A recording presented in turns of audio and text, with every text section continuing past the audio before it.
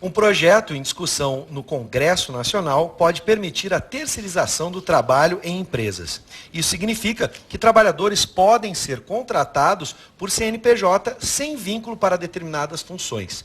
Para saber o que diz a proposta e que efeitos ela pode gerar, nós conversamos agora com o procurador do trabalho, Paulo Juarez Vieira, e o representante da Central Única dos Trabalhadores, Fernando Maia da Costa. Boa noite, sejam bem-vindos. Vamos começar esse debate. Por favor, vamos começar para o pessoal que está em casa, que não está muito atento, né? Que está em outro planeta, digamos assim, nos últimos dias.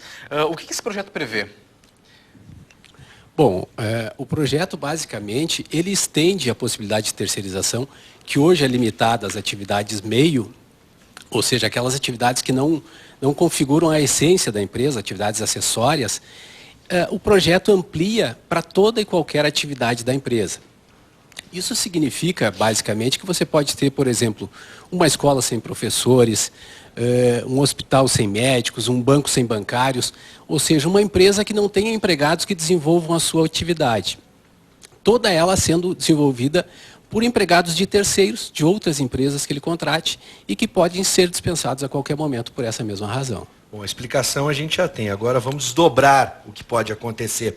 Vou começar com o Fernando, mas depois peço também a opinião do procurador.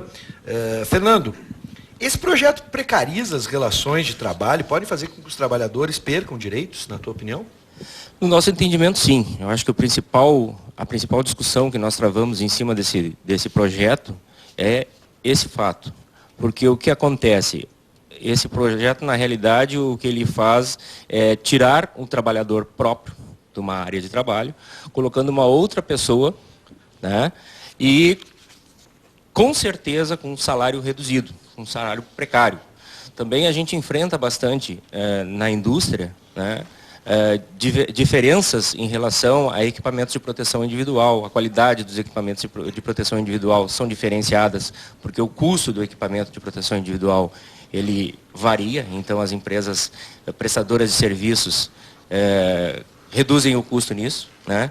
Então aquela empresa tomadora de serviços, ela vai procurar sempre o menor valor. Portanto, impacta o quê? No salário da pessoa e na matéria-prima que ela usa, né? No caso, equipamentos de proteções, o material que ela utiliza, ferramentas para utilizar no local de trabalho. Então, isso tudo a gente entende que são direitos que os trabalhadores têm, né? E que o processo de terceirização, com certeza, vai sofrer um impacto e, portanto, a gente briga contra isso. Na questão, procurador, fico pensando se isso não pode acarretar em mais processos trabalhistas, se a lei vai ser muito bem interpretada e as questões de contratos também. Se isso vai estar, por exemplo, num desvio de função. Te contratei para isso, mas o trabalhador ou o terceirizado, na verdade, vai alegar que fez outras funções. Até mesmo de fiscalização, né, do trabalho. Não, certamente, todas essas questões podem surgir. Eu só gostaria, antes de complementar uma questão nessa parte do prejuízo aos trabalhadores. Porque muitas vezes é colocada essa questão como se fosse uma discussão meramente ideológica ou jurídica. Olha, alguns são contra, outros são a favor. E, na verdade, todas as estatísticas que são feitas, os estudos, mostram que os trabalhadores terceirizados recebem salários menores do que os trabalhadores diretos, em percentuais bastante significativos. O número de acidentes de trabalho dos terceirizados é muito maior do que dos empregados diretos. O tempo de permanência na empresa é muito menor para os terceirizados do que para os empregados diretos. A rotatividade, portanto, que é outro espelho disso, é muito maior nas empresas terceirizadas do que nos contratos diretos. E várias outras estatísticas, desde nível de escolaridade, enfim, vários aspectos são mostrados em estudos e estatísticas que o trabalhador terceirizado ele tem uma condição muito pior do que o trabalhador direto. Então, o prejuízo ele existe sim, embora, claro, as pessoas que defendam o projeto procurem fazer de conta e dizer que não, mas ele existe e é real. E qual argumento essas pessoas que defendem o projeto utilizam, por exemplo? São vários argumentos de ordem administrativa, de que daria dinâmica empresarial e de que, especialmente, o argumento central que é usado é de que a terceirização viria justificada pela especialização das atividades. Ou seja, a empresa terceirizada seria especialista em determinado atividade e a empresa tomadora contrataria para aquilo. Mas esse é um argumento que, no mais das vezes, ele não é verdadeiro. Porque as empresas contratam esses trabalhadores terceirizados para atividades que não demandam especialização. E veja, quem é especialista em atividade bancária? É um banco. Em atividade de saúde, é o hospital, é a clínica, não é um terceiro que vai fazê-lo. Ou seja, é um argumento que, na verdade, ele não se sustenta, embora seja o argumento teórico que mais se utiliza. Na verdade, a grande discussão, o grande objetivo disso, não dito claramente, é a questão de custo. Redução de encargos, por exemplo. Redução de custo e transferência do risco da atividade econômica. Porque veja, perdão, só para comentar, porque veja, a atividade econômica ela é da empresa.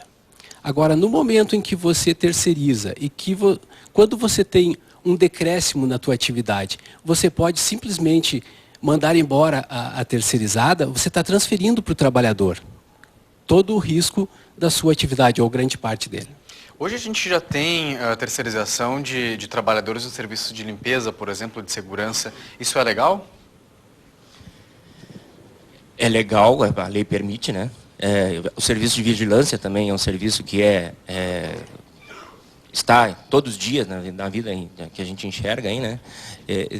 Tem duas coisinhas que eu gostaria de ressaltar também que são importantes com relação à responsabilidade das empresas prestadoras e das tomadoras de serviços, né? E as cooperativas também se encaixam aí, né, Fernando? As cooperativas não se encaixam muito bem nessa ordem. O principal são as empresas, né? Por quê? Porque aquele contratante, e a gente enfrenta isso muito na indústria, quando uma empresa contrata outra, acontece às vezes da contratada quebrar. E a responsabilidade dos encargos sociais daqueles trabalhadores de quem é. Né? Hoje o que acontece acaba indo para a justiça e existe a responsabilização, tanto da empresa contratante como da contratada. Então, isso é uma das coisas que a gente enxerga nesse processo, nesse projeto, é que fica quebrada essa relação. Se cria uma responsabilidade que eles chamam subsidiária, onde que se a empresa tomadora do serviço ela fiscalizou o contrato, a responsabilidade é da contratada. E hoje a interpretação da justiça muitas vezes acaba levando a responsabilização daquela que contratou. Né? Então os trabalhadores ficam um pouco mais garantidos, que é uma coisa que se perde com esse processo de regulamentação que está sendo proposto. E outro, né, que é muito importante para nós, é com relação à própria construção do projeto, né, que não passou por uma discussão com a sociedade. Sim. Até aproveitando esta deixa, que critérios a gente pode adiantar alguns critérios para que qualquer função, por exemplo, pode ser terceirizada?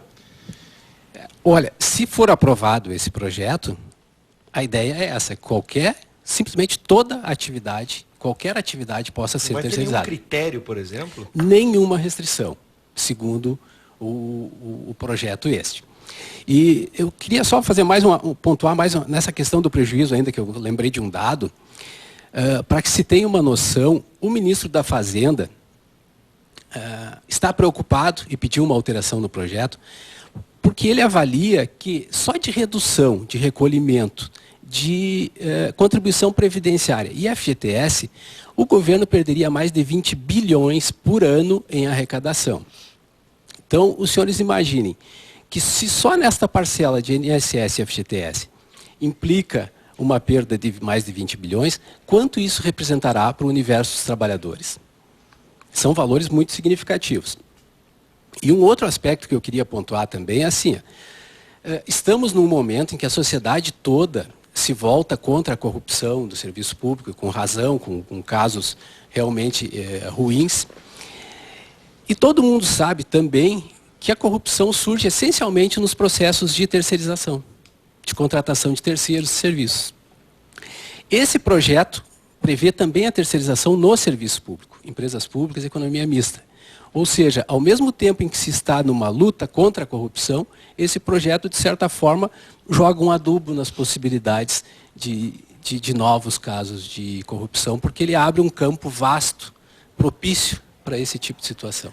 Uma das dúvidas também é se no caso de uma nova renovação, de uma renegociação, uma renovação de contrato, se o contratante pode pedir a redução dos custos desse serviço, por Pode usar exemplo. como também. barganha, por exemplo. Olha, eu contrato o seu serviço de Vou limpeza, renovar, mas que hoje vamos é de reduzir. R$100, digamos assim, R$100 por pessoa, se for para 80, e aí a terceirizada vai ter que diminuir o que paga por funcionário, isso? A redução de salários, propriamente dita, não é permitida pela legislação. Agora, é claro que sempre que há esse tipo de negociação, o tomador ele quer pagar o mínimo possível. E na concorrência, a empresa essa terceirizada, para vencer os demais, ela vai reduzindo. Geralmente, todo o custo dela é salário e encargos sociais. Ela só tem para reduzir ali. Muitas vezes ela reduz o preço ao tomador, deixa de pagar, de recolher e cai nessa situação que o Fernando estava falando. Ao final do contrato se tem um passivo trabalhista.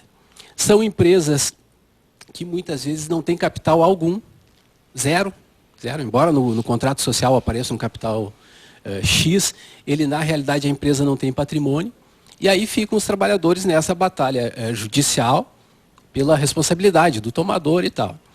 Mas mesmo que se alcance isso, uma coisa também que tem que se deixar claro é o seguinte: imagine que um grupo de trabalhadores tenha sonegado parte dos seus direitos durante um contrato. Durante o contrato ninguém entra na Justiça do Trabalho, porque corre o risco de perder o emprego, não vai. Ele vai entrar depois. Quando eles ingressam, uma parte apenas ingressa, porque a grande maioria acaba ficando no mesmo posto de trabalho empregado pela próxima terceirizada. E aí ele também não entra. Daquela parcela que entra, chega lá o tomador na audiência, oferece um acordo por 20%, suponha, do que ele tinha direito. O trabalhador, muitas vezes desempregado, precisando daquele dinheiro, aceita esse acordo. Ou seja, ele acaba, mesmo quando o tomador se responsabiliza, ele acaba perdendo grande parte daquilo que ele deixou de receber oportunamente. Fernando, vamos pegar essa pergunta, pode responder também sobre essa questão da negociação mesmo, uma eventual negociação de contrato, a corda rompe no lado mais fraco, vai lá no trabalhador. Porque, obviamente, como tu bem usaste o exemplo, Perdigão, há uma intenção de se reduzir sempre o contrato, né? Vamos renovar o contrato? Óbvio que a empresa terceirizada vai querer, só que vamos renegociar o valor e ali o trabalhador pode ser prejudicado. Além disso, né, a empresa também não ficaria comprometida na medida em que não há um compromisso direto com o trabalhador, não há um vínculo, e isso poderia prejudicar também no trabalho, no exercício do trabalho? Com certeza. Ou vocês, como são funcionários da TV Ubra, têm um compromisso com a empresa. Nós temos os nossos compromissos. Os empregados terão um compromisso com a sua empresa e não com aquela que contrata. Então, a responsabilidade com relação ao trabalho prestado, todos os trabalhadores são responsáveis, mas o compromisso deste trabalhador é com a empresa que contrata ele. Sim. E não com a principal contratante, vamos dizer assim. E a fiscalização do trabalho, porque daqui a pouco o contratante pode dizer que aqueles funcionários não estão cumprindo, por exemplo, uma jornada de trabalho, né, que seria combinado, não estão desenvolvendo o trabalho corretamente. Pode prejudicar também o funcionário nesses casos. Com certeza. Hoje a gente já vê em vários contratos de prestadoras de serviço aí extrapolando jornadas estabelecidas no Ministério do Trabalho, certo? Ou na CLT, né? Sim. Então a gente vê empresas extrapolando isso. Então isso com certeza pode acontecer, mas tem um outro ponto que é muito importante, que é com relação, e aí eu me lembrei agora, com relação à geração de emprego. Né, que foi muito relatado, vai aumentar a geração de emprego. Isso é mentira, porque se aumentar a geração de emprego é porque tem muito menos gente ganhando salários melhores. Sim. A geração de emprego se faz com desenvolvimento, né, com crescimento econômico. Não é rebaixando o salário que tu vai construir mais empregos. Sim, tu tem que valorizar os trabalhadores e aí fazendo o crescimento econômico, aí tu gerar mais postos de trabalho para que mais gente tenha emprego. Quer complementar, por favor, procurador? Nesse aspecto? Eu concordo com essa afirmação, até realmente é bem lembrado pelo Fernando, é uma afirmação falaciosa de que pode criar emprego, porque assim, as empresas contratam o número de trabalhadores que elas precisam. Uhum. Elas não vão criar mais vagas. Não, se tornou mais barato, então eu vou contratar mais 50. Não, é custo. A empresa lida com a lógica do custo, do lucro e do custo financeiro. Ela contrata o número de empregados que precisa. Se ela puder contratar mais barato, terceirizado, ela vai fazê-lo. Agora, ela não vai contratar um número maior. Isso é ilógico. Bom, eu vou fechar, eu quero a opinião de vocês para esse raciocínio, para esse discurso, para a gente poder entender o processo. Se por um lado as empresas reclamam dos encargos trabalhistas, que o funcionário custa muito caro, é a principal reclamação. E por outro lado, se a gente for analisar isso a curto prazo, de repente a empresa vai se interessar pela terceirização por isso. Mas a longo prazo, questão de envolvimento com o funcionário, o rendimento dele, a qualidade do trabalho e todo o processo que envolve estar numa empresa, estar contratado, a segurança do trabalhador e tudo mais, a longo prazo seria um prejuízo para a própria empresa. Se a gente pudesse observar assim, olhando a curto prazo, reduz um pouco a folha. A longo prazo pode perder em qualidade no trabalho. Vocês enxergam assim dessa maneira, como eu estou enxergando agora, pelas opiniões de vocês? Eu sou até mais catastrófico do que... Mais catastrófico ainda? Bom, seja, por favor. Porque, como eu sou da indústria, eu trabalho na indústria, a gente enxerga muito isso. Né? A gente vive isso no dia a dia, enxerga o como... quando a gente, em algumas empresas que passam do trabalho próprio para o terceirizado, a gente enxerga a diferença que tem do serviço prestado. Como tu falou assim, do comprometimento no trabalho, existe também uma responsabilidade um pouco maior. Eu sei que se o equipamento é meu, eu quero que ele estrague menos para que eu tenha que trabalhar menos nele. Né? Então, existe, é bem claro, é bem nítido isso na indústria, a gente enxerga essas coisas bem claramente, e alegar que a especialização se faz por uma empresa específica, isso nem sempre é verdade. Para algumas situações, sim. Né? Se eu vou comprar um equipamento específico de uma empresa e para instalar esse equipamento para mim, eles vão instalar. Agora, para operá-lo, né, para fazer com que ele me dê rendimento, sou eu que tenho que administrar aquilo ali para que ele realmente me dê um retorno. É a mesma coisa com o empregado. O empregado vinculado à empresa, ele acaba também sendo patrimônio da empresa e ele assumindo aquilo como uma responsabilidade dele e cada vez trabalhando melhor para que os equipamentos e para que a empresa desenvolva mais. Né? Procurador, para finalizar, mais catastrófico ainda? Não, eu concordo com o que foi dito e assim, mas alguns ramos não têm essa preocupação tanto de vinculação com o trabalhador. Depende muito do ramo da atividade. Para alguns, interessa produzir aquela quantidade da maneira que der e o resultado financeiro virá. Eu só queria fazer uma última observação, já que estamos encerrando. Um discurso também que tem sido feito muito é de que o custo da mão de obra no Brasil é um empecilho ao desenvolvimento econômico e tudo mais. Veja, a Índia, por exemplo, tem um dos menores custos de mão de obra do mundo. A Alemanha tem um dos maiores. Não preciso dizer aos senhores qual dos dois tem o melhor desenvolvimento econômico e empresarial e tal. Ou seja, não é esse o elemento que nos impede de crescer, certamente. Uma boa colocação. Bela observação. Bom, eu quero agradecer a presença dos dois. Paulo Juarez Vieira, procurador do Trabalho, seja sempre bem-vindo. E também o Fernando Maia da Costa, que representa hoje a Central Única dos Trabalhadores, mas também do Sindipetro. Né? Perfeito. Sejam bem-vindos sempre e obrigado pela discussão, pelo debate e pelas belas observações. Sejam sempre bem-vindos, viu? No